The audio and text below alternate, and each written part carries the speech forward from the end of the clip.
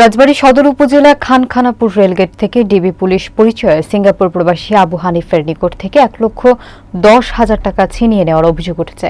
এ বিষয়ে আবু হানিফ রাজবাড়ী সদর থানায় একটি লিখিত অভিযোগ দায়ের করেছে। বিস্তারিত থাকছে বাবলু শেখের প্রতিবেদনে।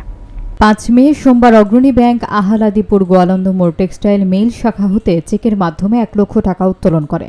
অটোরিকশা যোগে বাড়ি যাওয়ার পথে খানখানাপুর রেলগেট সংলগ্ন অটোরিকশার গতিরোধ করে 5 থেকে 6 জন ব্যক্তি ডিবি পরিচয় দিয়ে মাদক বহনকারীর অভিযোগ এনে আবু হানিফকে হ্যান্ডকাফ লাগিয়ে চোখ বেঁধে অস্ত্রের মুখে প্রাইভেট কারে তুলে নিয়ে যায়।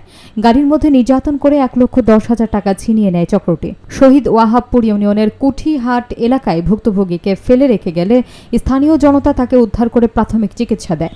এ বিষয়ে আবু হানিফ বাদী হয়ে রাজবাড়ী সদর থানায় একটি অভিযোগ দায়ের করেন। পুলিশ ঘটনার রহস্য উদ্ঘাটনে মাঠে কাজ করছে বলে জানা যায়। পরবর্তীতে আমার যা ছিল সব নিয়ে নেয় এবং অনেক মারধর করে। কুঠিরহাট সেন্টার সংলগ্ন এলাকায় একটা মসজিদের পাশে গোরস্থানের পাশে আমাকে ফেলে রেখে যায়।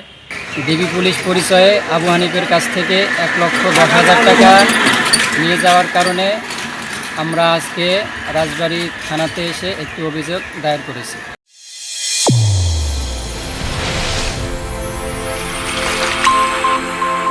চ্যানেল A1 হৃদয়ের স্পন্দন।